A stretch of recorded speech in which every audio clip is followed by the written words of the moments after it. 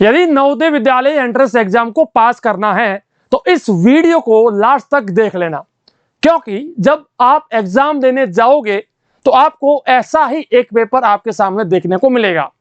जब आप एग्जाम देकर के आओगे और उसके बाद अगर आपने ये वीडियो देखा तो फिर पछताओगे कि काश कि ये वीडियो एग्जाम से पहले देख लिया होता और पूरा देख लिया होता। इस वीडियो में हम नवोदय विद्यालय एंट्रेंस एग्जाम के लिए गैस पेपर के बारे में बात करने वाले हैं, मतलब कि मॉडल पेपर के बारे में बात करने वाले हैं। ये मॉडल पेपर, ये गैस पेपर बहुत ही सोच समझ के बनाया गया है। नवोदय विद्यालय के पिछले सालों के क्वेश्चन पेपर्स सबको देख करके इस पेपर को बनाया गया है एंड इसी प्रकार का या फिर यही पेपर मान लो आपको एग्जाम में देखने को मिलेगा। अगर आपने इस वीडियो को अभी तक लाइक नहीं किया है, क्योंकि ये वीडियो आपके लिए मैं कह रहा हूं बहुत ज्यादा हेल्पफुल होने वाला है, सो अभी वीडियो को लाइक कर दीजिए एंड जिस किसी क्वेश्चन का उत्तर आपको आ रहा है एंड आप अगर ये वीडियो यूट्यूब के ऊपर देख रहे हैं तो कमेंट सेक्शन में उत्तर जरूर बताइएगा। ठीक है, चलिए आपका हार्दिक स्वागत है इस गैस पेपर के वीडियो में। 6 का मैं आज आपको बताने वाला हूं। उससे पहले मैं आपको बता दूं कि आप अगर जवाहर नवोदय विद्यालय एंट्रेंस एग्जाम की घर बैठे प्रिपरेशन या फिर प्रैक्टिस करना चाहते हैं तो हमारा एक एंड्रॉइड एप्लीकेशन है जिसका लिंक आपको डिस्क्रिप्शन में मिल जाएगा, या फिर गूगल प्ले स्टोर के ऊपर जाइए और सर्च कर दीजिए ऑल राउंडर बीएसएस। उस एप्लीकेशन को इंस्टॉल कर दीजिए एंड घर बैठे अपनी प्रैक्टिस या फिर प्रिपरेशन स्टार्ट करने के लिए हमारे कोर्सेज को आज ही रजिस्टर कीजिए। साथ ही साथ इस YouTube चैनल के ऊपर नए हैं और अभी तक आपने सब्सक्राइब नहीं किया है, पास में आए बेल आइकन के ऊपर ऑल प्रेस नहीं किया है तो जरूर कीजिएगा। वीडियो को लाइक और अपने दोस्तों के साथ शेयर कीजिएगा। चलिए अब ज्यादा बात नहीं करेंगे, सीधा चलते हैं क्वेश्चन पेपर की ओर। सबसे पहले हम लोग बात करते हैं मानसिक योग्यता मतलब कि मेंटल एबिलिटी के बारे में, जो कि सेक्शन नंबर 1 होता है, खंड संख्या 1 होता है। इसके अंदर कुल आपको 40 क्वेश्चन देखने को मिलते हैं। हर प्रश्न जो होता है वो 1.25 नंबर का होता है। कुल मिलाकर अगर देखा जाए तो 50 नंबर की आपकी मानसिक योग्यता मतलब कि मेंटल एबिलिटी होती है। इसके अंदर भी अगर हम लोग बच्चों बात करें तो आपको देखिए 10 भाग देखने को मिलते हैं। 10 पार्ट्स के अंदर ये क्वेश्चंस आपको मिलते हैं। हर भाग के अंदर कुल 4 क्वेश्चन होते हैं, तो कुल मिलाकर आपके 40 क्वेश्चन हो गए। हर क्वेश्चन 1.25 मार्क्स का मतलब कि 50 नंबर की मानसिक योग्यता हो गई। चलिए सबसे पहले भाग के बारे में बात करते हैं, सबसे पहले पार्ट के बारे में बात करते हैं। तो जो बच्चे हिंदी मीडियम से हैं वो इस क्वेश्चन को बड़े आराम से ध्यान से पढ़ लीजिए। ये क्वेश्चन है बेटा अपने असंगत को छांटना। क्या है बेटा? असंगत को छांटना। एंड जो बच्चे इंग्लिश मीडियम से हैं वो इस क्वेश्चन को ध्यान से पढ़ लीजिए। इसको कहा जाता है ओड वन आउट या फिर ओड मैन आउट। ठीक है, सो उस प्रकार से क्वेश्चन पूछा जाता है। 4 क्वेश्चन आपको कुल मिलाकर देखने को मिलेंगे।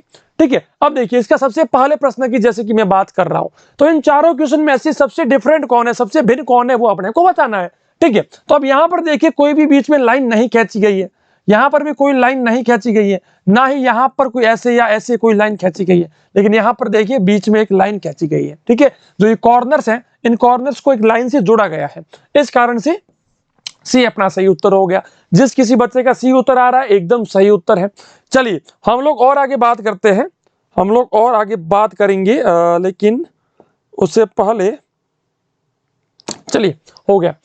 दूसरे प्रश्न के बारे में जैसे बात करते हैं। ठीक है, तो क्या हो रहा है, ये एक बॉल है। क्या है बेटा? बॉल। बॉल का मतलब क्या होता है? गेंद जो होती है। ठीक है, एंड ये बल्ला है मतलब कि बैट है, और ये फुटबॉल है। तो आपको पता चल रहा होगा कि ये सारी की सारी चीजें खेलने के काम आती है। क्या काम आती है? खेलने के लिए काम आती है, गेम्स के अंदर काम आती है, स्पोर्ट्स के अंदर काम आती है। लेकिन ये जो चीज है इसको हम कहते हैं पेन। क्या कहते हैं? पेन कहते हैं। और ये पेन जो है ना, ये पेन अपना काम आता है लिखने के लिए या फिर पढ़ने या पढ़ाने के लिए। तो इसका इनके साथ कोई रिलेशन नहीं है, इस कारण से डी अपना सही उत्तर हो गया।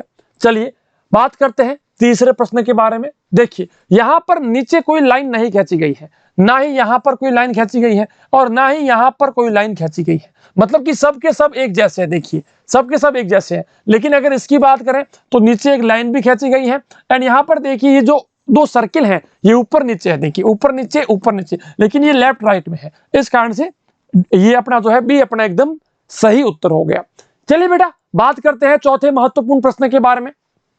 ए B B C C D D R. आप समझिए, ए के बाद क्या आता है? बी आता है, बी के बाद क्या आता है? सी आता है, सी के बाद क्या आता है? डी आता है, डी के बाद क्या आता है? ई आता है। लेकिन यहां पर ई नहीं दिया गया, आर दे दिया गया, इस कारण से डी अपना सही उत्तर हो गया। ठीक है बेटा, तो इस प्रकार से आपको किसी भी प्रकार से जो क्वेश्चन है उसको घुमा फिरा के दिया जा सकता है, लेकिन अपने को जो है बिल्कुल वहां पर ये नहीं सोचना है कि पता नहीं होगा कि मुझसे नहीं होगा क्या है। आप मतलब उस चीज को बड़े आराम से सोचिए, आपको उत्तर आपका मिलेगा। चलिए हम लोग बात करते हैं आज के हमारे दूसरे भाग के बारे में, सेकंड पार्ट के बारे में। बच्चों एकदम सही से इस क्वेश्चन को पढ़ लीजिए, जो बच्चे हिंदी मीडियम से हैं एंड जो बच्चे इंग्लिश मीडियम से हैं वो इस क्वेश्चन को बड़े आराम से पढ़ लीजिए। ये क्वेश्चन है बेटा सिमिलर फिगर्स वाले, समान आकृति वाले क्वेश्चन है। ये क्वेश्चन जो है ना, 4 क्वेश्चन, ये आपके लिए बोनस मार्क होते हैं, क्योंकि सिर्फ आपको पहचानना है। जैसे कि मेरा नाम BS सोलंकी है और अब मान लीजिए आपके सामने 500-600 लोग बैठे हैं, ठीक है, और आपसे बोला जाए कि इन 500-600 लोगों में से BS सोलंकी सर कौन से है, तो भाई चेहरा देख के आप तो पहचान लोगे, ठीक है। उसी प्रकार से यहां पर आपको क्या दिया गया है, देखिए एक यहां पर आकृति दी गई है। अब ऐसी की ऐसी आकृति इनमें से कौन सी है वो अपने को पता नहीं है, तो भाई साहब ये तो अपने लिए बोनस मार्क हो गया ना, बड़ा ही आसान काम हो गया, ठीक है। तो ऐसी की ऐसी आकृति कौन सी है भाई, ऐसी की ऐसी आकृति अपनी यहां पर देखिए ये रहा, ऑप्शन नंबर डी एकदम मैच कर रहा है। देखिए ये आकृति और ये आकृति बिल्कुल एकदम बराबर है, एकदम सेम है, इस कारण से डी अपना उत्तर हो गया। चलिए हम लोग बात करते हैं छठे प्रश्न के बारे में। क्या कहता है, ऐसी की ऐसी आकृति कौन सी है। भाई साहब देखिए, आप सबसे पहले जो आकृति है उसको आप देख लीजिए, एकदम एग्जैक्टली मैच कर रही है, इस कारण से ए अपना सही उत्तर हो गया। बाकी देखिए एक भी मैच नहीं कर रही है लगभग। देखिए अब मैं आपको बताऊं, मेरे जैसी शक्ल वाले बहुत सारे लोग होंगे, आपको पता है, क्योंकि लोग कहते हैं ना कि एक शक्ल के 7 लोग रहते हैं पूरे विश्व में, ठीक है, तो हो सकते हैं, लेकिन एकदम एग्जैक्ट शक्ल मैच नहीं करती, कुछ ना कुछ चेंज होता ही होता है, ठीक है। तो यहां पर लगभग कुछ ना कुछ तो मैच कर रहा है, लेकिन बिल्कुल पूरा का पूरा मैच नहीं कर रहा, सिर्फ पूरा का पूरा मैच इसके साथ कर रहा है और वही हमें चूज करना है। चलिए 7वें प्रश्न के बारे में थोड़ी सी बात कर लेते हैं। इसके जैसा कौन है बेटा, देखिए इसके जैसा है अपना ए, ऑप्शन नंबर ए। बाकी देखिए एक भी मैच नहीं कर रहा है, क्यों नहीं मैच कर रहा है, यहां पर ब्लैक डॉट है लेकिन यहां पर व्हाइट डॉट हो गया, गलत। यहां पर भी ब्लैक डॉट है लेकिन यहां पर व्हाइट डॉट हो गए, गलत। देखिए यहां पर भी व्हाइट डॉट हो गए, गलत, ठीक है। तो इस कारण से ए अपना सही उत्तर हो गया। चलिए हम लोग बात करते हैं आज के हमारे 8वें प्रश्न के बारे में। ऐसी की ऐसी आकृति, देखिए इसके ऊपर ब्लैक वाला ऐसा बनाया हुआ नहीं है, गलत है। यहां पर भी नहीं है, यहां पर भी नहीं है, दोनों गलत, तो बी अपना मैच हो गया, ठीक है। चलिए बेटा बात करते हैं तीसरे भाग के बारे में, थर्ड पार्ट के बारे में। हिंदी वाले बच्चे बड़े आराम से इस क्वेश्चन को पढ़ लीजिएगा एंड जो बच्चे इंग्लिश वाले हैं वो भी इस क्वेश्चन को आराम से पढ़ लीजिए। चलिए हम लोग बात करते हैं पैटर्न कंप्लीशन के बारे में, आकृति पूरक के बारे में, ठीक है। यहां पर एक भाग जो है वो मिसिंग है, वहां पर क्या आएगा वो अपने से पूछा गया है। चलिए निकालते हैं इसको भी, है ना। ये अपना इस प्रकार से हो जाएगा। तो ऐसी की ऐसी आकृति, ऐसा कैसा डायग्राम कहां पर बन रहा है बेटा, ऐसा का ऐसा डायग्राम देखिए अपना यहां पर बन रहा है, ऑप्शन नंबर बी के अंदर देखिए बिल्कुल एग्जैक्टली यहां पर मैच कर रहा है। चलिए हम लोग बात करते हैं आज के हमारे 10वें प्रश्न के बारे में। क्या होगा, देखिए इसका ऑपोजिट ये है, दोनों सेम है ना, सिर्फ घूम चुके हैं, तो ये भी घूम जाएगा। तो घूमने के बाद कैसा बनेगा भाई, कुछ ऐसे बन जाएगा, ठीक है। तो ये अपना हो गया ऑप्शन नंबर ए अपना एकदम सही उत्तर है।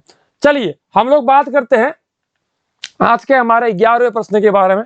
यहां पर क्या आएगा बेटा, देखिए लाइन को घुमा दिया एंड यहां पर इसको मिला दिया, ये करके चलिए कुछ इस प्रकार का डायग्राम हमारा बनना चाहिए। अगर मैं इसके अंदर डॉट लाइन बना देता हूं एक, मान लीजिए, तो कुछ इस प्रकार का डायग्राम होगा हमारा, ठीक है। अब यहां पर मैं अगर बात करता हूं, देखिए इसने सीधा इस लाइन से जोड़ते इसको घुमा दिया, लेकिन मुझे आगे ले जाकर फिर घुमाना है, तो ये गलत हो गया, ठीक है। इसकी बात करते हैं, ये भी सही हो जाता, लेकिन इसने यहां से लाइन को बाहर निकाल दिया।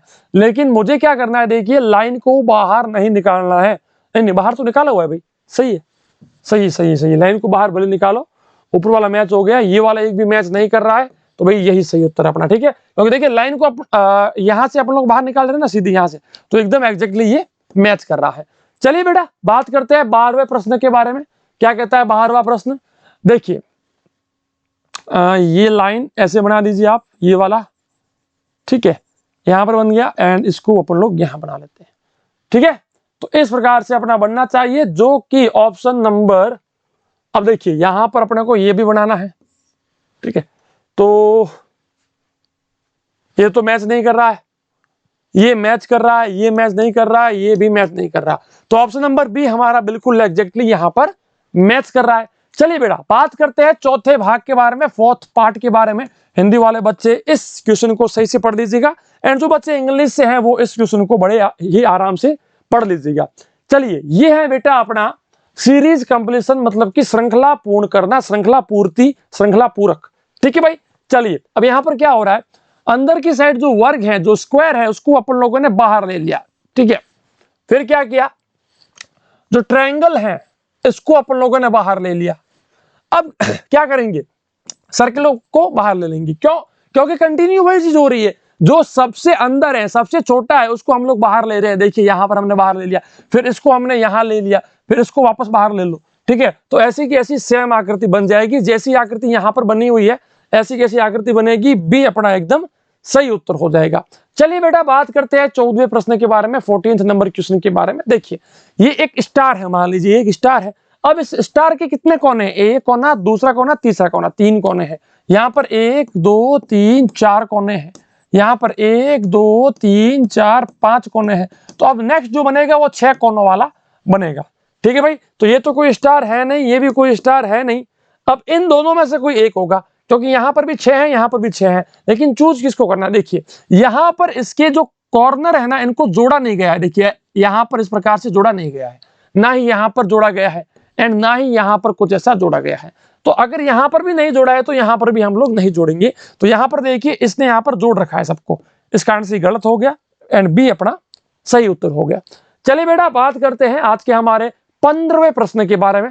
यहां पर एक सर्किल है, सर्किल के यहां पर देखिए एक मल्टीप्लाई का साइन है और एक ट्रायंगल है। ठीक है, अब इसको घुमाकर देखिए, अगर मैं इसकी और इसकी बात करूं, ये पहला स्टेप है, ये दूसरा स्टेप है। पहले स्टेप से दूसरे स्टेप में क्या हो रहा है, एक कदम 2 कदम इसको हमने बढ़ा लिया है। 2 कदम ये बढ़ गया, 1 कदम 2 कदम ये भी बढ़ गया, एंड 1 कदम 2 कदम ये भी बढ़ गया। यानी हर किसी को 2-2 कदम, 2-2 स्टेप बढ़ाया जा रहा है। ठीक है, अभी देखिए इसकी बात करते हैं, 1 और 2 ये रहा, 1 और 2 ये रहा, एंड 1 और 2 ये रहा। ठीक है, 2-2 कदम बढ़ गए। अब फिर से हम लोग इनको 2-2 कदम बढ़ाते हैं। ठीक है, फिर से हम लोग 2-2 कदम बढ़ाते हैं। अब 1 और 2 यहां आ जाएगा, 1 और 2 यहां आ जाएगा, एंड अब और पीछे कौन बच गया, ये वाला 1 और 2 यहां आ गया। ठीक है भाई, सो इस प्रकार से अपना कौन सा उत्तर हो गया बेटा, ऑप्शन नंबर बी अपना सही उत्तर हो गया। चलिए हम लोग बात करते हैं 16वें प्रश्न के बारे में, 16th नंबर क्वेश्चन के बारे में।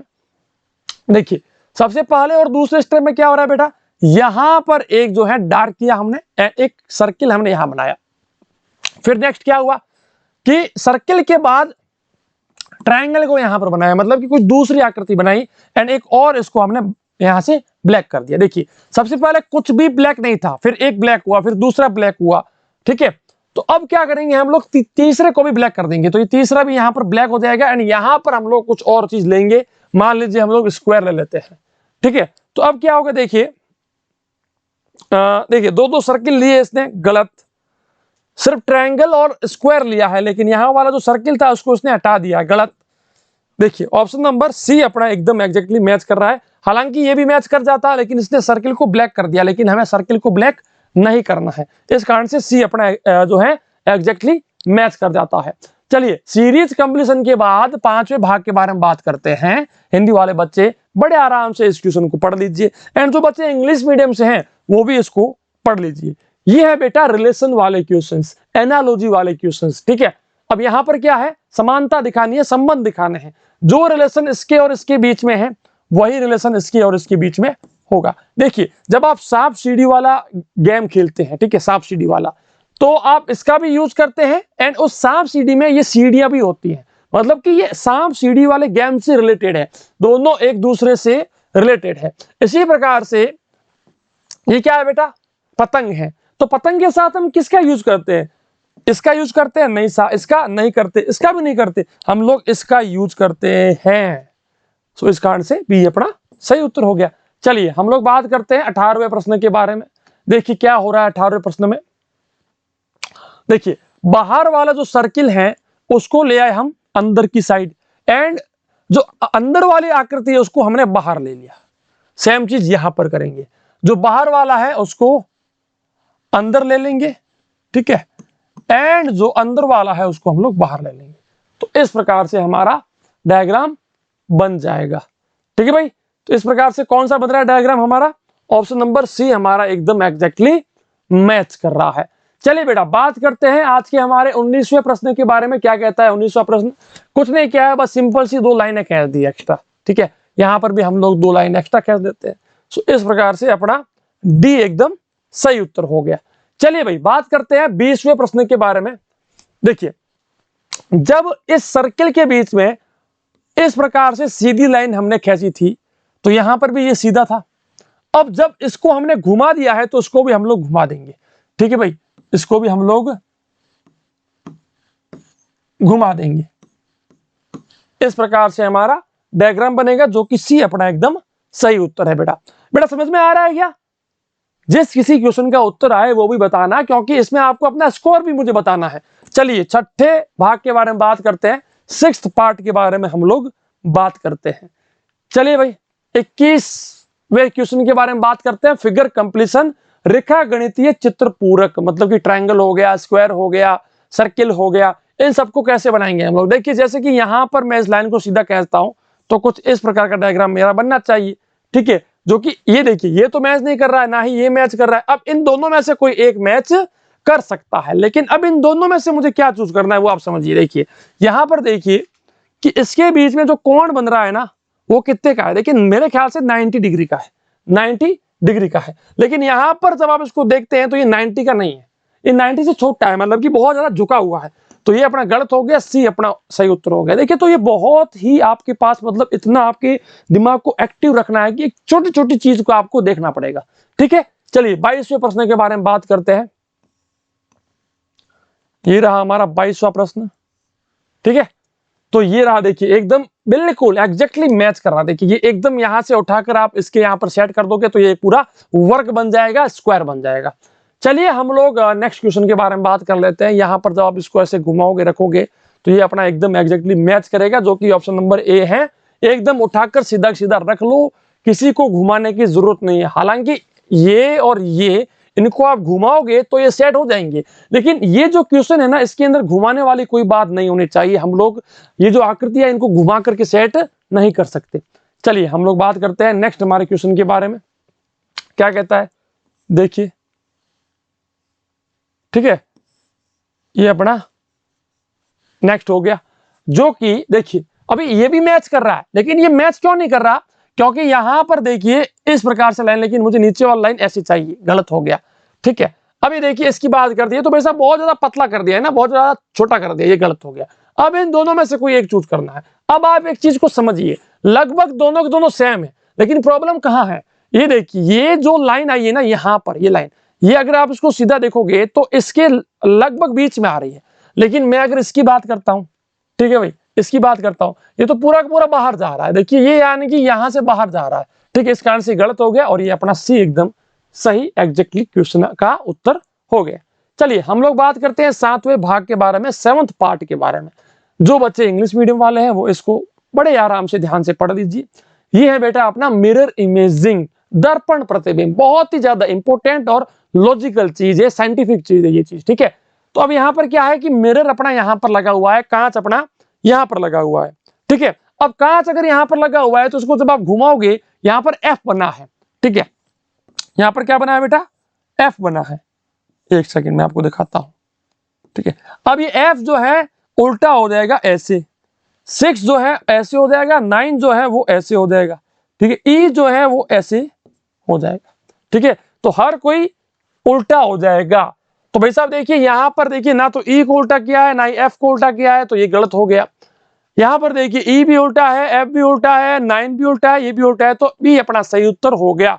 तो बी यहां पर बिल्कुल अपना इसका मिरर इमेज बन सकता है, दर्पण प्रतिबिंब बन सकता है, क्योंकि जब भी आप दर्पण के सामने देखते हैं, मिरर के सामने देखते हैं तो आपकी आकृति उल्टी बनती है, आपका फोटो जो है, चित्र जो है वो उल्टा बनता है।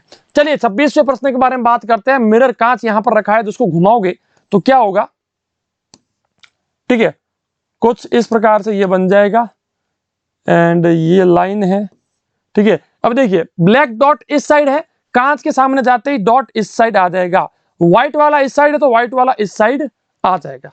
चलिए, तो कुछ इस प्रकार का डायग्राम हमारा होना चाहिए जो कि ऑप्शन नंबर डी के अंदर एग्जैक्टली मैच कर रहा है।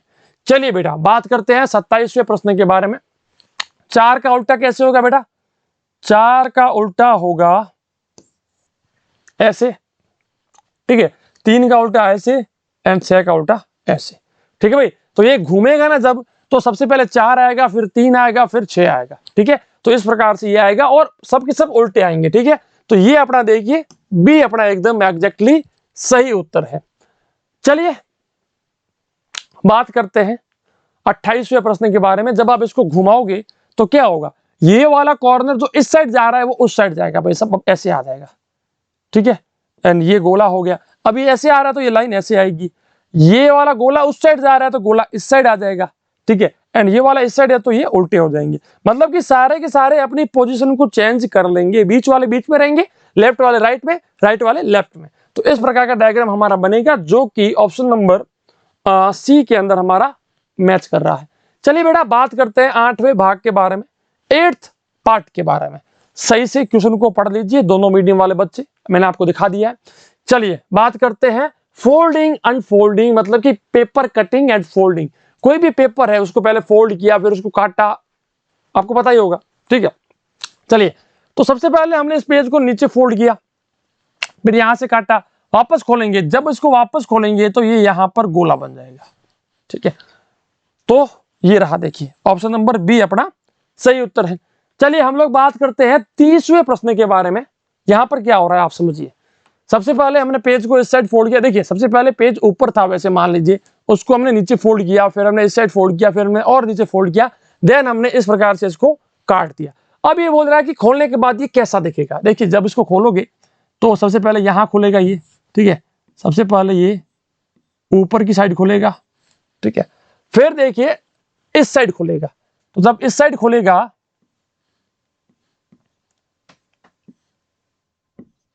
तो ये खुल जाएगा ऐसे। अब इसको ऊपर की साइड खोलेंगे वापस तो क्या होगा? ऊपर की साइड जब आप इसको खोलोगे, ये देखिए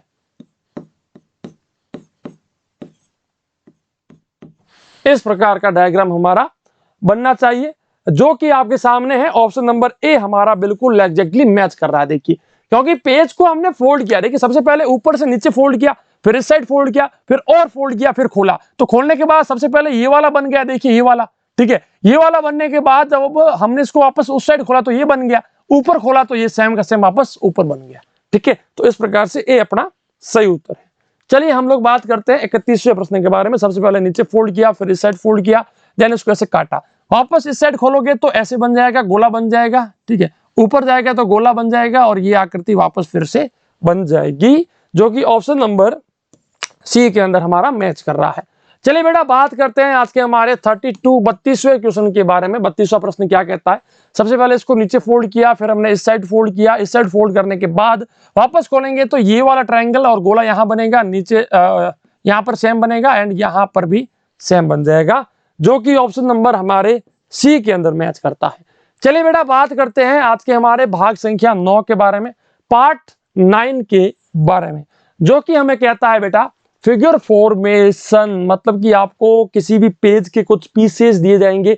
मान लीजिए एक पेज है, उसको फाड़ के आपको दे दिया गया, अब आपसे बोला गया कि इसको वापस जोड़ दो, तो कैसे जुड़ेगा, कौन सी आकृति बनेगी वो अपने को बताना है। जैसे कि यहाँ पर है पहला, दूसरा, तीसरा, चौथा, ठीक है। 4 आपको यहाँ पर जो है टुकड़े दिए गए हैं। इन चारों टुकड़ों को मिलाकर कौन सी आकृति बनाई जा सकती है? जैसे कि मैं अगर यहां पर बात करता हूं, देखिए सबसे पहली आकृति ये रही, तीसरी आकृति ये रही, दूसरी आकृति ये रही और चौथी आकृति भाई साहब ये रही। तो डी अपना सही उत्तर हो गया। चलिए बेटा बात करते हैं आज के हमारे 34वें प्रश्न के बारे में। पहली आकृति, दूसरी आकृति, तीसरी आकृति, ठीक है बेटा। चलिए तो देखिए आप यहां पर देख सकते हैं कि सबसे पहली आकृति ये रही, दूसरी आकृति ये रही, तीसरी आकृति ये रही। देखिए एकदम एग्जैक्टली मैच कर रहा है। हम लोग इन सबको मिलाकर ऐसी आकृति बना सकते हैं। चलिए बात करते हैं 35वें प्रश्न के बारे में। देखिए यहां पर हम लोग क्या कर सकते हैं, ये वाला जो डायग्राम है इसको यहां रखा, ठीक है। इसको हम लोगों ने यहां रखा, इसको हम लोगों ने इसके नीचे लगा लिया, यहां पर नीचे लगा लिया। एंड ये जो लाइन थी इसको हमने यहां रख लिया, तो बी अपना सही उत्तर है। बाकी एक भी आकृति इससे नहीं बनाई जा सकती। चलिए 36वें प्रश्न के बारे में बात करते हैं। ये है अपना सबसे पहला, ये है दूसरा, ये है तीसरा और ये है चौथा। अब आप देखिए इस चीज को समझिएगा थोड़ा सा, है ना। कैसे कर सकते हैं इसको, नहीं हो सकता है। देखिए आप इस चीज को समझिए, ये जो है ये रहा 3 नंबर, ठीक है, 3 नंबर, ठीक है। ये जो है ये रहा अपना 4 नंबर, ठीक है, 4 नंबर यहां आ गया। एंड ये जो बीच में है आपका, देखिए ये वाला, ये है ना, ये पूरा का पूरा ये हो गया अपना ये पहले नंबर वाला, एंड ये जो साइड वाला है ये हो गया अपना दूसरा नंबर वाला। तो कुल मिलाकर सारे के सारे भाग मिल रहे हैं और पूरी आकृति बन रही है, और हमारा एक भी मैच नहीं कर रहा है। सो ए अपना सही उत्तर हो गया। चलिए बेटा, आज का हमारा मानसिक योग्यता का अंतिम भाग है। इसके बाद हम लोग मैथ्स के बारे में बात करेंगे, लैंग्वेज के बारे में बात करते हैं, ठीक है। तो ये है बेटा अपना हिंदी मीडियम का ये रहा, एंड ये हो गया अपना इंग्लिश मीडियम का। यहाँ पर हम लोग बात करेंगे एम्बेडेड फिगर्स, मतलब कि सन्निहित आकृति। कोई ऐसी आकृति है जो छिपी हुई है, वो अपने को बतानी है। तो ये वाली आकृति कहां पर छिपी हुई है, सबसे पहले तो ये बता दो, ठीक है बेटा। देखिए आप यहां पर समझिए इस चीज को, ये देखिए यहां पर यह आकृति छिपी हुई है, तो बी अपना सही उत्तर हो गया। चलिए बात करते हैं 38 नंबर क्वेश्चन के बारे में। सबसे पहले ये देखिए ऐसी आकृति हमें बनानी है जो कि हमारे पास यहां पर देखिए बन जाएगी और कहीं पर भी बनने के चांसेस नहीं है। सो ए अपना सही उत्तर हो गया। बात करते हैं 39 नंबर क्वेश्चन के बारे में। ये वाली आकृति, ये वाला डायग्राम कहां पर बनेगा, चलिए भाई देखते हैं इसको भी।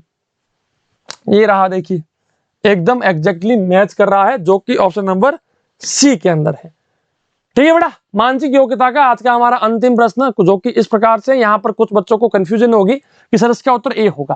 भाई साहब ए भी हो सकता है, क्योंकि यहां से आप इसको मिला सकते हैं, लेकिन आप एक चीज को समझिए, आप एक चीज को समझिए कि ये गोला बहुत ज्यादा बड़ा है, ठीक है।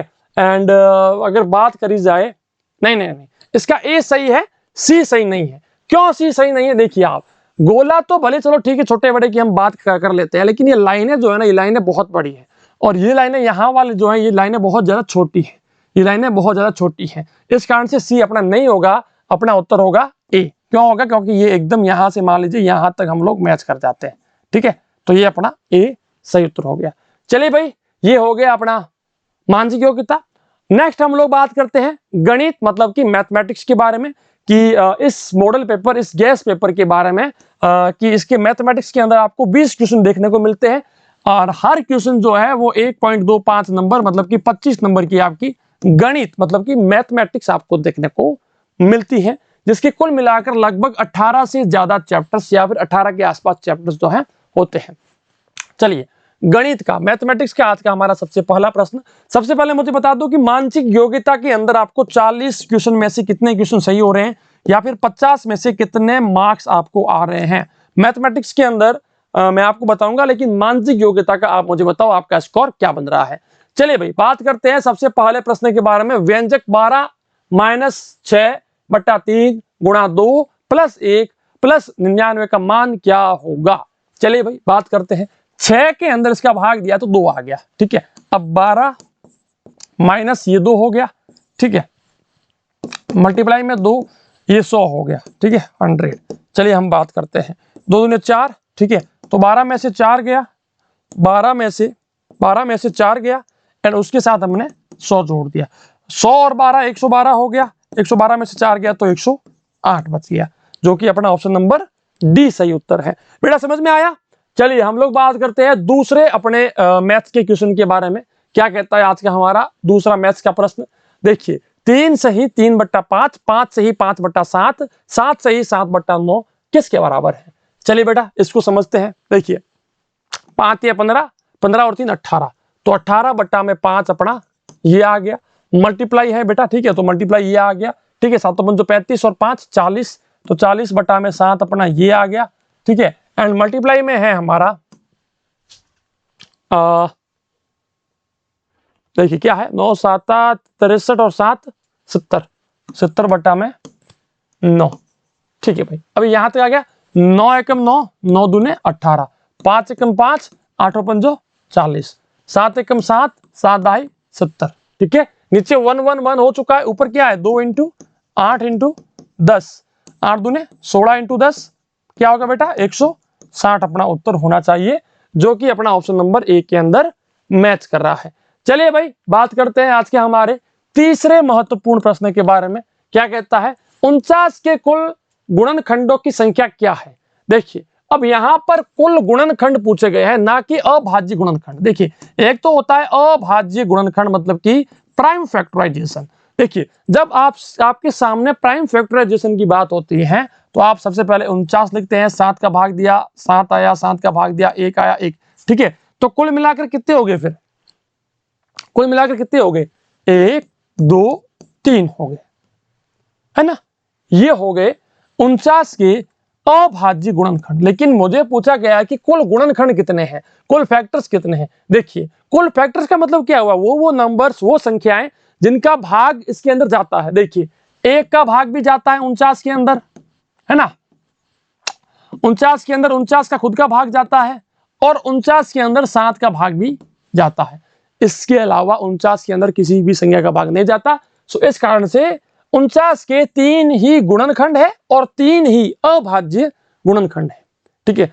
तो बहुत बार क्या होता है कि बच्चे यहां पर कंफ्यूज होते हैं कि मतलब कौन सा करना है। अब मान लीजिए आपसे पूछा जाए कि 49 के कौन कौन से अभाज्य गुणनखंड है, तो भाई साहब जब 49 के अभाज्य गुणनखंडों की बात होगी तो आपको वहां पर 7 1 7 49 नहीं लिखना है, आपको वहां पर लिखना है 7 7 1, ठीक है, 7 7 1 होगा, ठीक है भाई। तो बी अपना सही उत्तर है। चलिए हम लोग बात करते हैं चौथे प्रश्न के बारे में। संख्या 23703 में दोनों 3 के स्थानीय मानों में अंतर कितना है। The difference between the place values of 3 in this number, ठीक है। अब ये जो 3 है इसका स्थानीय मान क्या हो गया 3 1 2 3, ठीक है 1 2 3। अब ये 3 है तो इसको माइनस कर दीजिए, तो क्या आ गया 2997, 2997 ए अपना एकदम सही उत्तर हो जाता है। चलिए बेटा बात करते हैं आज के हमारे 5वें 5th नंबर क्वेश्चन के बारे में। वह संख्या जिसे 8 16 10 से विभाजित करने पर प्रत्येक बार 7 शेष रहता है, हर बार हमें रिमाइंडर के रूप में 7 मिलना चाहिए, ठीक है। चलिए आप लोग क्या कीजिए 8 16 और 10 का क्या निकालेंगे हम लोग निकालेंगे एलसीएम, लसअप निकालेंगे। 2 का भाग दिया 4 आ गया, 8 आ गया, 5 आ गया। 2 का भाग दिया 2 आ गया, 4 आ गया, 5 आ गया। 2 का भाग दिया 1 आ गया, 2 आ गया, 5 आ गया, ठीक है। 2 का भाग दिया और 5 का भाग दिया, 5 दूने 10, 10 दूने 20, 20 दूने 40, 40 दूने 80। तो इनका जो लसअप है वो है 80, ठीक है। अब उसके अंदर आप 7 जोड़ दो, उसके अंदर आप 7 जोड़ दो, तो भाई साहब 87 अपना सही उत्तर है। बेटा समझ में आ गया, क्योंकि जब आप 87 के अंदर मान लीजिए इसका भाग देते हैं तो 10 बार भाग जाएगा, शेषफल आपका 7 बचेगा। जब आप 16 का भाग दोगे तो भी आपका शेषफल 7 बचेगा। जब आप 10 का भाग दोगे तो भी आपका शेषफल मतलब कि रिमाइंडर जो है वो 7 बचेगा, और वही अपने से पूछा गया है। चलिए बात करते हैं छठे प्रश्न के बारे में, 6th नंबर क्वेश्चन के बारे में। What is the LCM list common multiple of 2 6 9 and 12। 2 6 9 और 12 का लघुत्तम समापवर्ती क्या होगा, एलसीएम क्या होगा। चलिए भाई साहब जो हमने यहाँ किया वही चीज हमें यहाँ करनी है, ठीक है। तो 2 6 9 और 12 इसका हमें एलसीएम निकालना है। 2 का भाग दिया 3 आ गया, 9 6 आ गया। 2 का भाग दिया 1 3 9 3, 3 का भाग दिया 1 1 3 1 और 3 का भाग दिया 3 3 9, 9 दूने 18, 18 दूने 36, ठीक है। तो 36 डी अपना सही उत्तर हो जाता है। चलिए बेटा बात करते हैं आज के हमारे 7वें प्रश्न के बारे में, 7th नंबर क्वेश्चन के बारे में। निम्नलिखित में से सबसे छोटी संख्या कौन सी है, which of the following number is the smallest. देखिए जब आपके सामने कोई पॉजिटिव का नंबर होता है ना, पॉजिटिव का नंबर, ठीक है, तो जितना उसकी मतलब की वैल्यू बढ़ेगी उतना ही वो बढ़ जाएगा। जैसे कि अगर मैं यहाँ पर बात करूं 5 6 100 99, ठीक है, तो यहां पर हम लोग कहते हैं कि भाई 100 सबसे बड़ा है। लेकिन जब सारे नंबर्स के आगे माइनस लग जाता है, माइनस का 5, माइनस का 6, माइनस का 99 और माइनस का 100, तो ये माइनस का 100 जो है ना ये सबसे छोटा है। जब किसी नंबर के आगे माइनस लगता है ना तो वो सबसे छोटा हो जाएगा। तो यहां पर सबसे अगर देखिए माइनस को आप छोड़ दो, माइनस को छोड़ने के बाद सबसे बड़ा कौन है, सबसे बड़ा कौन है भाई 100 सबसे बड़ा है। तो इसके आगे माइनस है मतलब कि ये सबसे छोटा हो गया, ए अपना सही उत्तर है। चलिए बेटा बात करते हैं आज के हमारे 8वें प्रश्न के बारे में। क्या कहता है कि 6.008 इसके अंदर हमें 0.2 का भाग देना है। चलिए बेटा 0.2 का भी भाग दे देते हैं। सो 6.008 बट्टा में 0.2। अब इस पॉइंट को उठा के यहां ले आओ, ये पॉइंट यहां आ जाएगा। ठीक है, इसके नीचे 0 लगाओ, ये पॉइंट यहां आ जाएगा, और लगाओ 0 तो ये पॉइंट यहां आ जाएगा। तो 6.008 बट्टा में 200। ठीक है, अब आप इसको क्या कीजिए, 2 से काटिए, तो 3,004 एंड 100। फिर से काटिए, 1502 है ना, 1502 बट्टा में 50। फिर से काटिए इसको, 7 ठीक है, 750 और 751 है ना, 751 ही आएगा। 14 से 15 ठीक है, 25। 751 के अंदर 25 का भाग दे दीजिए आप। चलिए 25 का भाग देते हैं। 25 एकम 25, 25 तिया 75 आता है। ठीक है, तो 75 हमने लिख दिया, पीछे 0 लग गया, 0 लगा दिया, पॉइंट लग गया, एंड हमने 1 उतार लिया। 25 दूने 50। ठीक है, तो 1 बच गया, 0 लग गया, एंड 2 0 के बाद 4 बार भाग चला गया। ठीक है, तो 30 पॉइंट 1 सेकेंड क्या कर रहा हूं मैं, हमें क्या करना है, 751 के अंदर 25 का भाग देना ना भाई। चलो ठीक है, मैं जल्दबाजी कर रहा हूँ थोड़ी सी, यहीं पर कहीं गलती हो रही है, कोई बात नहीं। 751 के अंदर हम लोग 25 का भाग देते हैं, तो 3 बार भाग जाएगा, 75 आ जाएगा, पीछे 0 बच गया, एंड फिर हमने 1 उतारा। ठीक है, भाग नहीं गया तो हमने यहाँ पर उतारा 0, एंड यहाँ पर भी 0 लिया। फिर से भाग नहीं गया तो हमने यहाँ पर 0 लिया, एंड यहाँ पर 0 लगा लिया, 4 बार भाग चला गया, 25 के 100। तो ये अपना 0.4, ये डी अपना एकदम सही उत्तर हो जाता है। चलिए भाई बात करते हैं आज के हमारे 9वें प्रश्न के बारे में, 9th नंबर क्वेश्चन के बारे में। देखिए इसका हमें वैल्यू निकालना है, इसका मान क्या होगा वो अपने को बताया, मतलब कि पूछा गया है। ठीक है बेटा, चलिए आप लोग क्या कीजिए, 8 तिया 24, 24 और 7 31, 31 बट्टा में 8 आ गया। 8 दूनी 16, 8 तिया 24, 24 के अंदर 7 को जोड़ा तो 31 आ गया, 31 के अंदर 8 का भाग देना है। देखिए अभी नीचे तो 8 आ गया, अब आप इस 31 को कैसे कर सकते हैं, 20 के अंदर 11 जोड़ दो, बट्टा में 8 आ गया। तो ये अपना देखिए ए एकदम सही उत्तर है। ठीक है, ए है एकदम सही उत्तर है, क्योंकि बाकी वालों को आप देख लो, 20 के अंदर 12 जोड़ा तो 32 बट्टा में 8 आ गया। ठीक है, इसको जोड़ोगे तो आप 30 बट्टा में 8 आ जाएगा, 30 बट्टा में 8 आ जाएगा। इसको जोड़ोगे तो 33/8 आ जाएगा। लेकिन मुझे क्या चाहिए, 31 बट्टा में 8 चाहिए, जो कि मुझे यहाँ पर ए में मिल रहा है। चलिए बेटा बात करते हैं आज के हमारे 10वें प्रश्न के बारे में। क्या कहता है, यहाँ पर हमें इसका सॉल्यूशन निकालना है, वैल्यू निकालना है, मान निकालना है। ठीक है भाई, तो 4 दूने 8 हो गया। ठीक है, अभी आप ये मत कीजिए क्या, क्योंकि यहाँ पर क्या हो रहा है, देखिए कॉमन आ रहा है, यहाँ पर भी है, यहाँ पर भी है, बीच में माइनस है, तो इसको बाहर निकाल दो। 2 सही 3/4 बाहर आ गया, 6 माइनस में 5 आ गया। ठीक है, 6 यहाँ पर है, माइनस ये रहा, 5 ये रहा, माइनस कर दीजिए। सो 2 सही 3/4 इंटू में 1 आ गया, मतलब कि 2 सही 3/4 होगा, 4 दूनी 8, 8 और 3 11, 11 बट्टा में 4 अपना उत्तर आना चाहिए, जो कि बी अपना सही उत्तर है भाई, बी अपना एकदम सही उत्तर है। चलिए बेटा बात करते हैं आज के हमारे 11वें प्रश्न के बारे में। शीला 122.50 रुपए लेकर बाजार गई। यदि उसने 2.5 दर्जन केले 8 रुपए प्रति दर्जन की दर से और 12 कलम मतलब कि पेन 2.5 रुपए प्रति कलम की दर से खरीदे, यात्रा के लिए उसने 12 रुपए खर्च किए, शीला के पास कितना पैसा रह गया। ठीक है, एक शीला है, एक लड़की है जो मार्केट गई 122.50 रुपए लेकर। ठीक है, अब उसने 2.5 दर्जन केले लिए, मतलब कि 2.5 दर्जन। ठीक है, अब हर दर्जन का उसने कितना रुपया दिया है, 8 रुपया। तो कुल मिलाकर कितना खर्चा आ गया, 2.5 इंटू जब आप 8 करते हो तो 8 दूनी 16 और 4 20 रुपए। तो 20 रुपए तो उसके खर्च हो गए केले लेने के लिए। ठीक है, चलिए उसके बाद 12 रुपए हर पेन के, और 12 पेन लिए उसने और हर पेन का 2.5 रुपया दिया है। ठीक है, सो जब आप 2.5 इंटू 12 करते हैं तो 12 दूनी 24 और 6 30 रुपए। ठीक है, सो पेन के उसने 30 रुपए दे दिए, पेन के उसने 30 रुपए दे दिए। ठीक है, अब इसके बाद ये कह रहा है कि 12 रुपए जो है वो उसने यात्रा के लिए खर्च किए। ठीक है भाई, 12 रुपए यात्रा के लिए भी खर्च कर दिए। अब वो कह रहा है कि उसके पास कितने रुपए बचे, तो भाई साहब जितने रुपए वो लेकर के गई थी और कितना रुपया खर्च किया उसको माइनस कर दो। ठीक है भाई, तो 50 और 12 62 रुपए उसके खर्च हो गए। अब भाई साहब लेकर के गई थी वो 122.50, 62 रुपए उसके खर्च हो गए। ठीक है, तो भाई साहब यहां पर तो बच गया 0, 5 का 5, 2 में से 0, 12 में से 6, 60.50। ठीक है, 60.50, 60.50 ये अपना उत्तर हो गया। चलिए भाई बात करते हैं 12वें प्रश्न के बारे में। नीलू किसी काम का 1/3 भाग 4 दिन में पूरा करती है, जबकि सोनी उसी काम का 1/4 भाग 6 दिन में पूरा करती है। यदि दोनों मिलकर उस काम को साथ में करे तो काम कितने दिनों में पूरा हो जाएगा। ठीक है, अब देखिए यहां पर हम लोग नीलू की बात करते हैं। नीलू, ठीक है, नीलू क्या कर रही है, उस काम के 1/3 भाग को 4 दिन में कर रही है। 1/3 भाग को वो 4 दिन में पूरा कर रही है।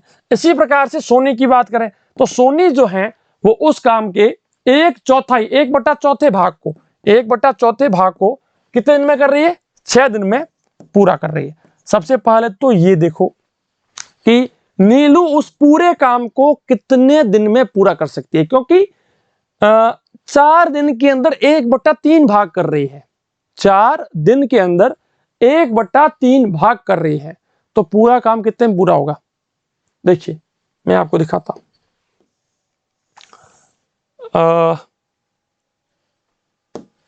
आप क्या कीजिए, इस 3 को 4 के साथ गुणा कर दीजिए। ये एक रूल है, मैंने आपको बताया हुआ है, जो हमारा कंप्लीट कोर्स है उसके अंदर भी मैंने आपको समझाया हुआ है। ठीक है, तो 4 तिया 12। नीलू जो है उस पूरे काम को 12 दिन में पूरा कर सकती है, एंड सोनी जो है 6 चौक 24 दिन में उस काम को पूरा कर सकती है। ठीक है, अब दोनों साथ मिलकर कर रही है, तो यहां पर मुझे क्या करना है कि नीलू कितने दिन में, देखिए अब नीलू और सोनी है, क्या नाम है, सोनी दोनों साथ मिलकर कर रहे हैं, तो इनको मिलाने के लिए हमें ये अकेले कितने दिन में कर रही है उसको रेसिप्रोकल में जोड़ना पड़ेगा। ये अपना फॉर्मूला है। ठीक है भाई, तो हम लोग क्या करते हैं कि देखिए नीलू कर रही है 12 दिन में एंड सोनी कर रही है 24 दिन में। अब इनको जोड़ दीजिए आप, क्या आएगा, इन दोनों का जो एलसीएम आएगा वो आएगा 24। अब 12 का भाग दिया 2 बार गया, 24 का भाग दिया 1 बार गया, तो 3/24 मतलब कि 1/8। ठीक है, तो दोनों साथ मिलकर 8 दिन में कार्य को पूरा कर सकती है, 8 डेज में इस वर्क को कंप्लीट कर सकती है। ठीक है, वैसे मैं ये सारा कुछ आपको समझा चुका हूं, इसलिए मैंने यहां पर सीधा आपको फॉर्मूला अप्लाई करके प्रोसेस बता दिया है। ठीक है, चलिए 13th नंबर क्वेश्चन के बारे में बात करते हैं। किसी संख्या का 1/3 20%, किसी संख्या का 1/3 का 20% 216 है, उस संख्या का 40% कितना होगा, ये अपने से पूछा गया है। देखिए किसी संख्या का 1/3, देखिए ये संख्या हो गई x, उसका 1/3 और उसका भी 20%। ठीक है, वो कितना है 216, और मुझसे पूछा गया है कि उसका 40%, मतलब कि ये जो x है इसका 40% क्या होगा, वो मुझसे पूछा गया है। चलिए सबसे पहले मैं वैल्यू निकालता हूं x की, क्या होगा 5। ठीक है, सो x इंटू 1/3 इंटू में 1/5 इज इक्वल टू 216।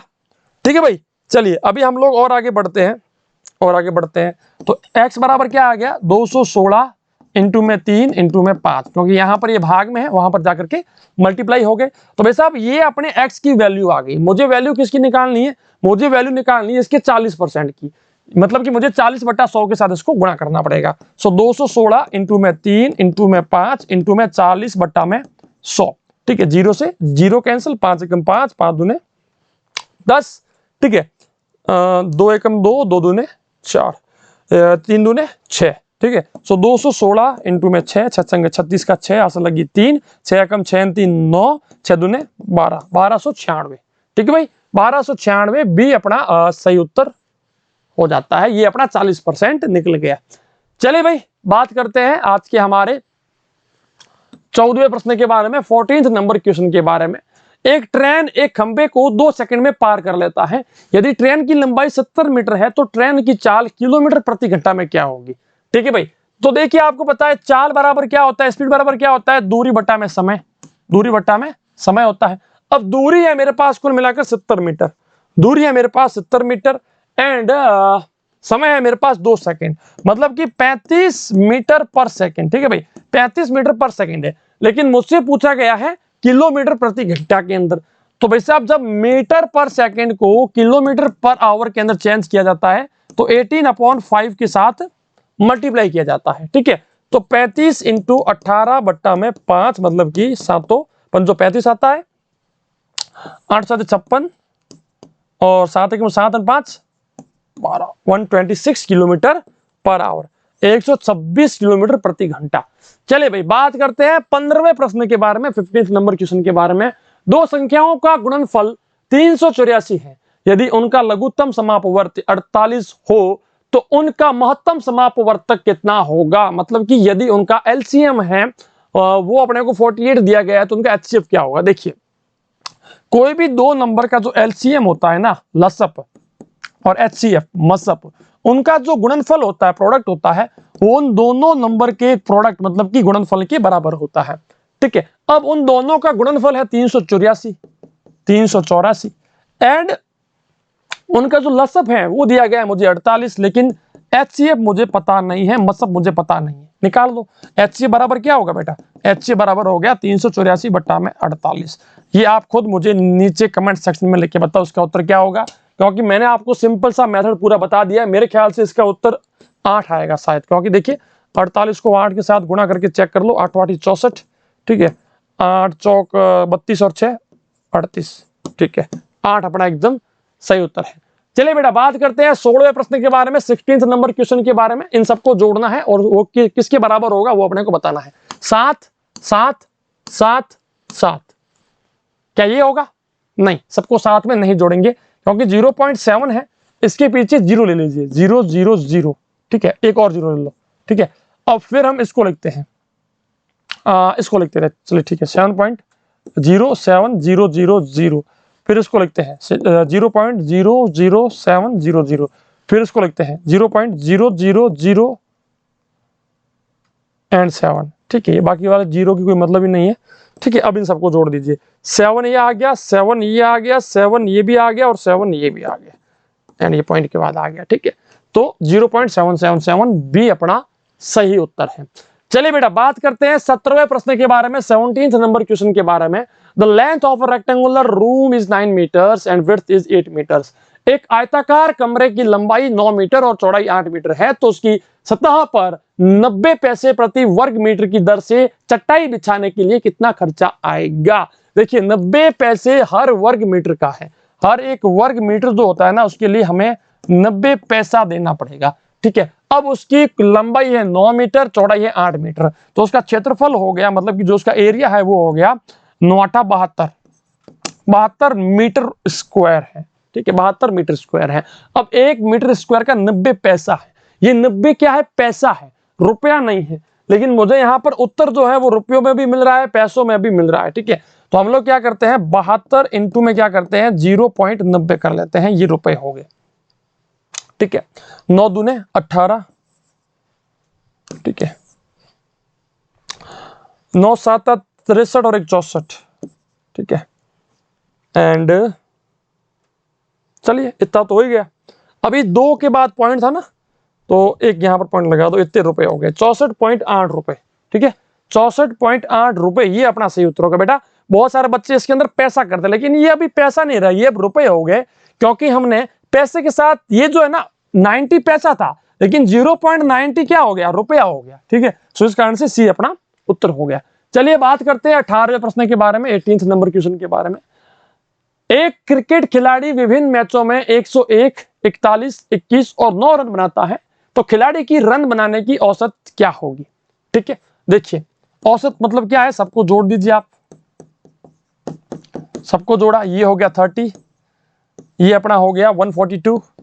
ठीक है, दोनों को जोड़ा 172, इसके अंदर 1 2 3 4, 4 का भाग दे दो। तो भाई साहब 172 के अंदर जब हम लोग 4 का भाग देते हैं, 4 चौक 16 आता है।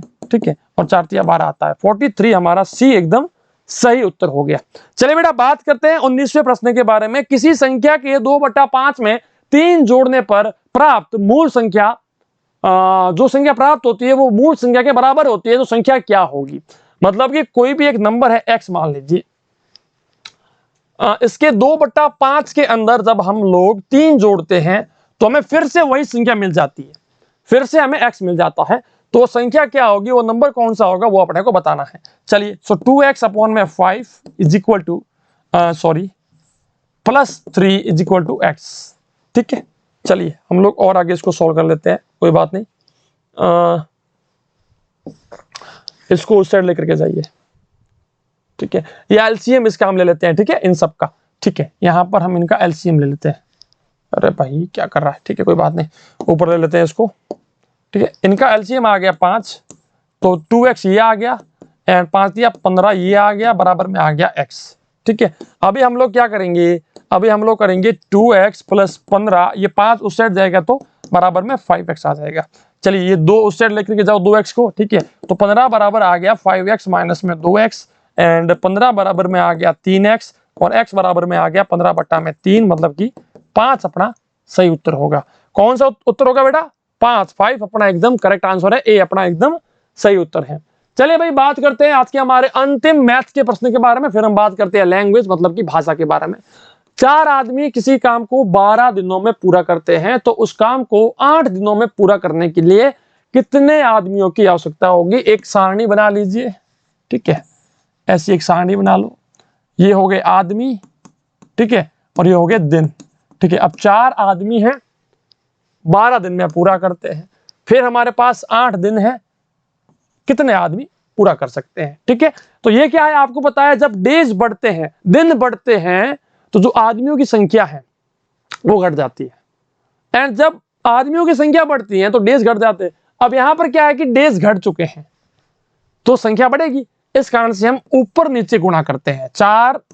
12 इंटू 4 करते हैं एंड x इंटू में 8 करते हैं, तो x बराबर क्या आ जाएगा, 12 इंटू में 4 बट्टा में 8, 2 मतलब कि 6 दिनों में, मतलब 6 व्यक्ति इस कार्य को पूरा कर सकते हैं। बी अपना एकदम सही उत्तर है। बेटा आपको समझ में आ गई है, ये सारे कॉन्सेप्ट ऑलरेडी हमने हमारे कंप्लीट कोर्स के अंदर समझाए हुए हैं। तो आपने अभी तक हमारा एंड्रॉइड ऐप इंस्टॉल नहीं किया है तो आज के आज जाइए। ठीक है, एंड नेक्स्ट हम बात करते हैं लैंग्वेज मतलब की भाषा के बारे में। आइए। हेलो स्टूडेंट्स, एक बार फिर से आप सभी का स्वागत है। तो बात करते हैं इस गद्यांश के बारे में, जिसमें हमें क्या कह रहा है कि आजादी से पूर्व पत्रकारिता का स्वरूप कुछ भिन्न था। मतलब पत्रकारी क्या होती है कि मतलब जो न्यूज़पेपर वगैरह होते हैं तो उसके अंदर क्या करते हैं, अपने जो लेख देते हैं, अपनी राइटिंग्स वगैरह देते हैं, तो वो पत्रकारिता के अंदर आता है। तो पत्रकारिता का स्वरूप कुछ भिन्न था। हर पत्रकार संपादक व रचनाकार, कोई भी पत्रकार हो, ठीक है, और कोई भी उसका संपादक हो या फिर जो उसके अंदर कोई रचना डाल रहा हो, रचनाकार का एकमात्र उद्देश्य था आजादी से पहले भारत की आजादी। क्या था बच्चों, भारत की आजादी। प्रत्येक पत्र पत्रिका प्राय इसी उद्देश्य को लेकर निकाली जाती थी। सबका उद्देश्य यही था, भारत की आजादी। ठीक है बच्चों, लेकिन सन 1947 में आजादी की प्राप्ति के बाद क्या हुआ, पत्रकारिता ने एक नया ही मोड़ ले लिया। एक नया मोड़ ले लिया। क्या नया मोड़ ले लिया उसने, जहां पहले सेवा भावना की प्रधानता थी कि लोग मतलब सेवा भाव में पत्रकारिता करते थे, वहां से पत्रकारिता का ध्येय धन प्राप्ति यानी व्यवसाय का पल्ला भारी हो गया। लोग पैसे के पीछे भागने लगे पत्रकारिता के साथ। अब आजादी से पूर्व प्रत्येक लेखक एवं पत्रकार का ध्येय क्या था, भारत का गुणगान करना, भारतीय समाज की दशा का वर्णन, भारत की आजादी या रोटी रोजी कमाना। ठीक है, तो इसका उत्तर क्या हो जाएगा, भारत की आजादी। पहले उनका ध्येय ये था। बाद में क्या होता है बच्चों, आजादी मिलने के बाद पत्र पत्रिकाओं के लेखकों में क्या आया, एक मोड़ आया, एक नई बात पैदा हुई, परिवर्तन हो गया, स्वार्थ बढ़ गया, तो एक मोड़ आया था। ठीक है, पत्र पत्रकारिता के बीच में क्या आया, एक नया मोड़ आया। और क्या मोड़ आया था कि लोग धन के पीछे भागने लगे। आजादी से पहले प्रत्येक पत्र में क्या होता था, जो भी पत्रिका होती थी उसमें क्या होता था, आजादी की भावना थी, सेवा भावना थी, गुलामी की भावना थी, राजा के गुणगान की भावना थी, सब में आजादी की भावना थी। किसकी भावना थी बच्चों, आजादी की भावना थी। आजादी के बाद पत्रकारिता का ध्येय आजादी के बाद किस में हो गया, धन की प्राप्ति हो गया। किस में हो गया, धन की प्राप्ति में हो गया। धन प्राप्ति यानी व्यवसाय का पलड़ा भारी हो गया इसके अंदर। और अंतिम प्रश्न है इस पैसेज का, इस गद्यांश का, आजादी के बाद पत्रों में व्यवसाय का पल्ला भारी हो गया, भारत के विकास का पल्ला भारी हो गया, भारत के समाज सुधारक का पल्ला भारी हो गया, परस्पर कलह का पल्ला भारी हो गया, तो व्यवसाय का पल्ला भारी हो गया।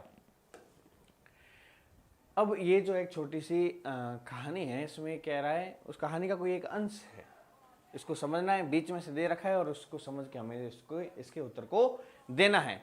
मालती मुरझाने लगी थी, जो मालती थी वो बिल्कुल मुरझाने लगी थी, उसे सहारे की जरूरत थी और उसे अनुभव होने लगा था, उसे सहारे की जरूरत का अनुभव होने लगा कि यार कोई तो मुझे सहारा दे, मैं कितनी बेबस हो चुकी हूँ। वह सोचने लगी थी कि अब किसी के सहारे की उम्मीद नहीं है, कि अब तो मेरी कोई मदद नहीं करेगा, और वो दुखी होने लगी थी, और वो बहुत ज़्यादा दुखी होने लगी। तभी हल्की हवा चली, हल्की सी हवा चली और पास में लगी हुई चमेली की डाल उसके मुंह को छूने लगी। चमेली की डाल उसके मुंह को क्या करने लगी बच्चों? छूने लगी। वो मालती के कान में कह रही थी, क्या कह रही थी? मानो वो मालती के कान में क्या कह रही थी? निराश मत हो, कि निराश होने की जरूरत नहीं है, तलाश जारी रख, तू जो कुछ भी तलाश कर रही है उसको जारी रख, जो कोशिश करते हैं उनको सफलता अवश्य मिलती है, जो ट्राई करते हैं ना उनको हमेशा बिल्कुल सफलता मिलती है। चमेली की डाल की बात सुनकर मालती खिल उठी। चमेली की डाल जो थी उसकी बात सुनकर मालती है बहुत खुश हो गई, क्योंकि कोशिश करने वालों की कभी हार नहीं होती, नहरों से डरकर नौका पार नहीं होती, कोशिश करने वालों की हार नहीं होती। मालती को किस बात की जरूरत का अनुभव होने लगा था? साथी, सहारे, भाई या एक सच्चे दोस्त, तो उसको सहारे की जो है जरूरत का अनुभव होने लगा। उसको किसकी उम्मीद नहीं थी? किस चीज़ की उम्मीद नहीं थी? सहारे की उम्मीद की जरूरत नहीं थी, कि या चिट्ठी की, संदेश की, नौकरी की। उसको लगा कि मेरे कोई सहारा मेरा होगा ही नहीं, तो उसको सहारे की उम्मीद की जरूरत, सहारे की उम्मीद नहीं थी। मालती के मुख का स्पर्श किसने किया? मालती के मुख पे आके किसने टच किया था? हवा ने, भंवरे ने, भ्रमर यानी कि भंवरा, चमेली की डाल ने, या चमेली के फूल ने? तो यहाँ पर देखो, आसपास लगी हुई चमेली की डाल उसके मुंह को छूने लगी, तो इसका क्या हो जाएगा? चमेली की डाल ने। ठीक है। और अगला क्वेश्चन है, चमेली की डाल ने मालती से क्या कहा? तो उसने कहा निराश मत हो। क्या कहा था बच्चों? निराश मत हो। तो इसका उत्तर क्या हो जाएगा? डी हो जाएगा। और अगला क्वेश्चन है हमारे पास, सफलता उनको मिलती है। सफलता किनको मिलती है? सफलता उनको मिलती है, उनको अवश्य मिलती है जो कोशिश करते हैं। तो क्या हो जाएगा इसका? बी, जो कोशिश करते हैं, ना कि भगवान भरोसे बैठे रहते हैं, अपना दुखड़ा रोते हैं या चुपचाप घर में बैठते हैं। जो कोशिश करते हैं उनको ही सफलता मिलती है। अगला है, हिंदी साहित्य के आधुनिक काल का आरंभ किससे माना जाता है? तो देखो ये अगला पैसेज है, इसमें कह रहा है भारतेंदु हरिश्चंद्र के साथ साथ हिंदी साहित्य का आधुनिक काल आरंभ होता है। तो इसका उत्तर क्या हो जाएगा? भारतेंदु हरिश्चंद्र। क्या हो जाएगा बच्चों? भारतेंदु हरिश्चंद्र, ए। ठीक है। अगला क्वेश्चन है हमारे पास, इसमें हमसे पूछ रहा है, भारतेंदु हरिश्चंद्र से हिंदी के आधुनिक काल का आरंभ माना जाता है। क्यों माना जाता है?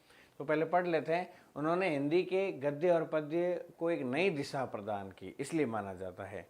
तो इन्होंने हिंदी के गद्य और पद्य को नई दिशा दी, न्यू। ठीक है। अगला है, भारतेंदु के सबसे प्रसिद्ध नाटक का नाम लिखिए। तो देखो बहुत प्रसिद्ध नाटक है, कौन सा है? भारत दुर्दशा, इसका बहुत प्रसिद्ध नाटक है। इसमें और भी कई राजा हरिश्चंद्र के बारे में, ठीक है, भारत दुर्दशा, मुद्रा राक्षस, नील देवी, चंद्रावली आदि बहुत सारे इनके क्या है, इनके लेख है। उनके अंदर सबसे जो नामक जो बहुत ही प्रसिद्ध, ठीक है, भारतेंदु दुर्दशा नामक जो प्रसिद्ध है नाटक, वो बहुत ज़्यादा लोगों द्वारा पसंद किया गया।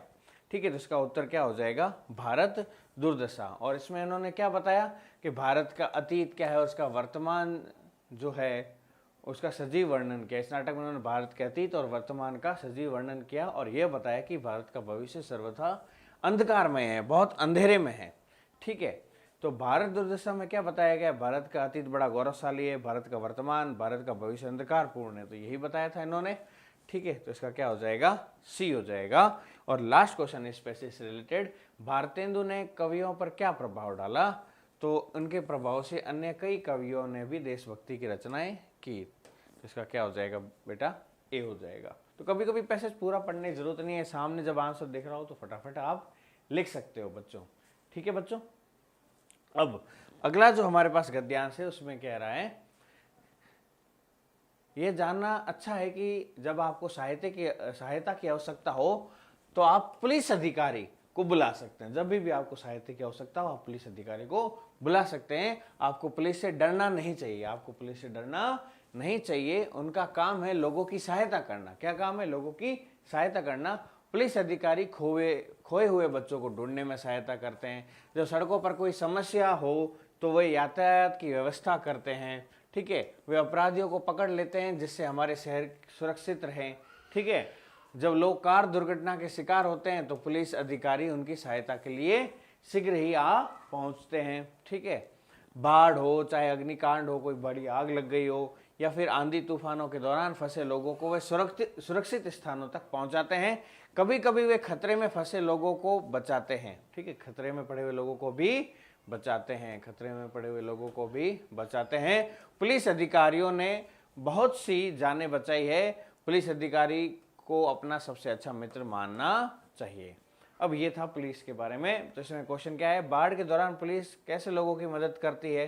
तो जब बाढ़ वगैरह आ जाती है, जैसे कि यहाँ पर देखा, बाढ़, अग्निकांड और आंधी तूफानों में फंसे लोगों की सुरक्षित स्थानों तक पहुँचाते हैं।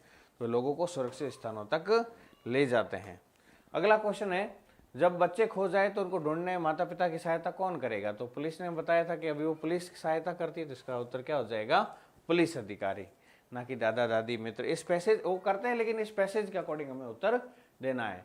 पुलिस वाले हमारे श्रेष्ठ मित्र कैसे हैं? पुलिस वाले हमारे अच्छे मित्र कैसे हैं? तो देखो बच्चों, यहाँ पर पहला ऑप्शन है, वे लोगों की मदद करते हैं और अनेक जीवन बचाते हैं। दुर्घटना के समय वे सबकी मदद करते हैं, अपना काम करते हैं और गाड़ी में घूमते रहते हैं। तो ये दोनों ऑप्शन तो देखो बिल्कुल रॉन्ग है। अब देखो यहाँ पर पैसेज के बारे में थोड़ा पढ़ना पड़ेगा। मित्र के बारे में क्या दे रखा है? पुलिस अधिकारी बुला सकते हैं, आपको पुलिस डरना चाहिए, उनका काम लोग सहायता करना। ठीक है, और अब देखो, पुलिस अधिकारियों ने बहुत सी जानें बचाई है। पुलिस अधिकारी को अपना सबसे अच्छा मित्र मानना चाहिए। तो क्यों मानना चाहिए? क्योंकि उन्होंने बहुत सी क्या है, जानें बचाई है। ठीक है, लोगों की मदद करते हैं और जीवन बचाते हैं। तो इसका उत्तर क्या हो जाएगा? ए हो जाएगा। ठीक है, अगला प्रश्न है हमारे पास, हमें पुलिस से क्यों नहीं डरना चाहिए? वे लोगों पर गोली चलाते हैं, वे हमें काम देते हैं? नहीं, बिल्कुल नहीं, बिल्कुल नहीं। अपराधियों को पकड़ते हैं और लोगों की मदद करते हैं। ठीक है, तो मेन जो है वो लोगों की क्या करते हैं? मदद करते हैं। अपराधी तो फिर जो कोई होता है तो उसको बाद में पकड़ना ही है। ठीक है, हमें इसलिए पुलिस से बिल्कुल नहीं डरना चाहिए।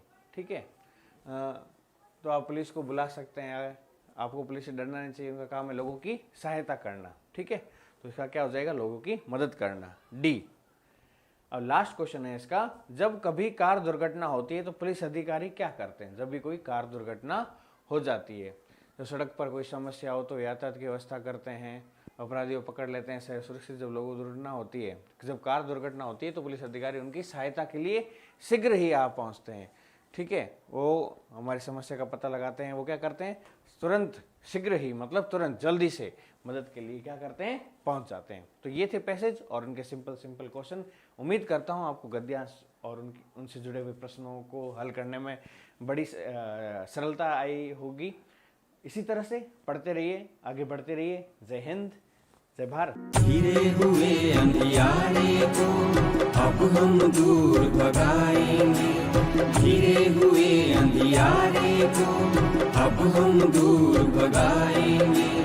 ज्ञान की ज्योति जलाएंगे, हम ज्ञान की ज्योति जलाएंगे।